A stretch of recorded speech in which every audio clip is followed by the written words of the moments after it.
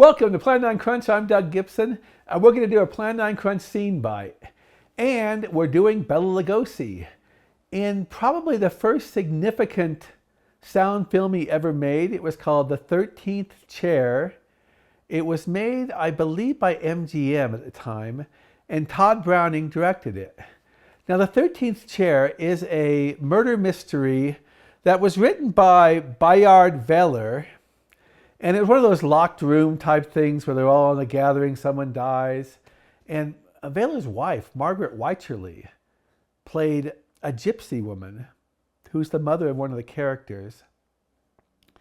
And she's really good in this movie. The 13th Chair is a very creaky film. It's very early sound, like I mentioned. And it also stars Conrad Nagel and Leila Hyams. Those were big stars. Bela Lugosi plays Inspector Delzante. And Bela Lugosi is the 7th billed actor in this film, which is incredible because with the possible exception of Margaret Wycherley, who plays very well in this role, she played it on the stage too, Bela Lugosi dominates this film. You see why he was to become a star. He is who you look at in every scene. He controls the actors. Conrad Nagel was a great actor, but he's lost in this movie, frankly. It's Lugosi's film, despite him being 7th billed and barely in the film for the first half of it. He is the guy, he is the inspector who will attempt to solve the crime.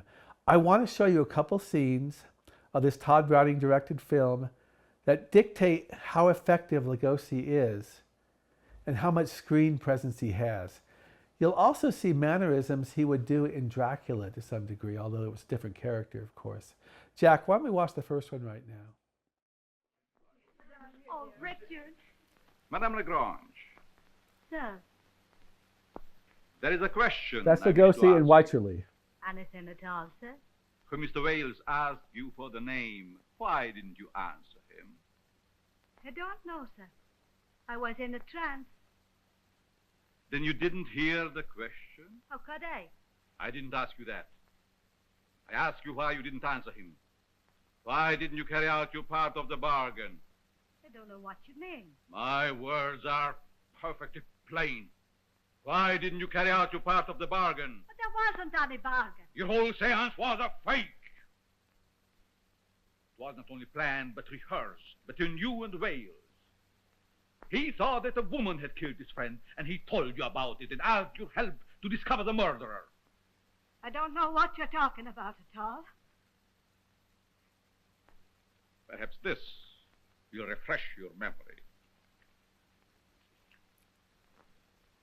What do you want? Answer. Don't forget the swimming pool. Don't ever forget the swimming pool. Then, do you mean the time he went in after me when I was drowning? Then later, Spencer Lee says he can't rest, and so on, down to, do you know who killed you? The answer to that should have been yes. What did she say? She didn't answer that question. The next question is, can you tell the name? And then she was to have told a woman's name. Just the first name. Sir Roscoe, what did she reply to that question? She moaned and cried. Keep on asking. Keep on asking. Why didn't you do as you agreed? I don't know what you're talking about at all. You don't. Mr. Wales' theory was that a woman killed Spencer Lee, and he was sure that he found that woman. But he dared not accuse her, or even tell me her name. But he knew she would be here tonight. He thought that he can play on her superstitious fears, and that when her name seemingly came from the spirit of the dead man, she would confess. He told Madame Lagrange that... Did you notice how the film is sort of static? It goes from scene to scene. It takes place, not all of it, but most of it takes place in that drawing room. Let me give you some backstory. This film is set in India. And an important man has died, and they're trying to figure out why, and they decide to hold a seance. And there's a man named Mr. Wales who's a bit of a pain. He's been sort of creepy, and he's in the seance. And Madame Wycherley, who Lugosi was cross-examining to some degree there, is doing the seance. By the way, we find out that Madame Wycherley is the mother of the blonde you saw, Leila Hymans, who's engaged to Conrad Nagel. But it's sort of kept secret, okay, because the mother is sort of has an unsavory reputation. But during the seance, Mr. Wales is suddenly killed. And at that point, Lugosi arrives, who's been assigned to deal with the first murder, and now he's going to try to solve 2 murders. I am just amazed at the acting ability that Bela Lugosi shows pre-Dracula. We once did a Plan 9 Crunch thing on Daughters Who Pay, where Lugosi plays the villain, and he has the same type of incredible screen presence here.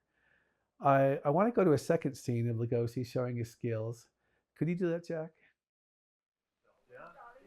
Grimshaw, take her to police headquarters. No, not my Nelly. Inspector, I wouldn't do that if I was you. I know who done it. You know who was it? I can't tell you yet, but I will. Give me a chance. Give me time. Give me an hour. Keep them all here in the house. An hour more. I'll give you 10 minutes. 10 minutes. Oh, let me think. No, darling, not now. Go away. Go. That's Leila Hymans, and that's... Won't you take them all away? Please. All right. Go away, please. Come here, please. That's Conrad Nagel. 10 minutes. Do you notice the mannerisms Lugosi is showing is the same mannerisms you'll see in Dracula?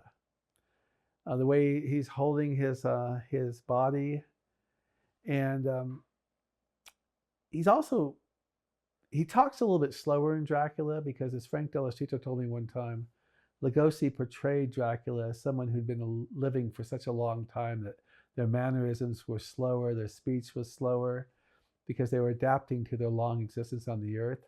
But you do see the physical characteristics Lugosi showed in his films in this movie. I mentioned that Margaret Wycherley was the wife of the playwright, and she had played this many, many times.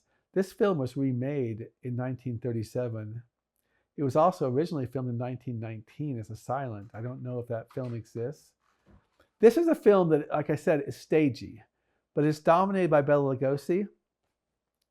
And I have no doubt that Tod Browning was very impressed by Lugosi, despite his 7th billing. Once again, that's ridiculous. And it probably influenced him as trying to get him for Dracula when he went over to Universal. Of course, Lugosi would never have had the opportunity to do Dracula had Lon Chaney been alive.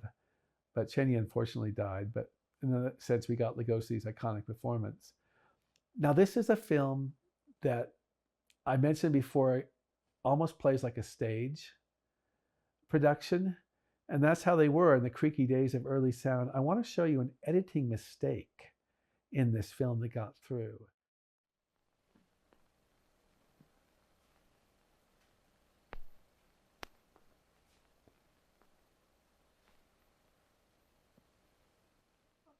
Now, isn't that quite humorous? For about 7 or 8 seconds, you've got actors looking uncomfortable, just staring at each other.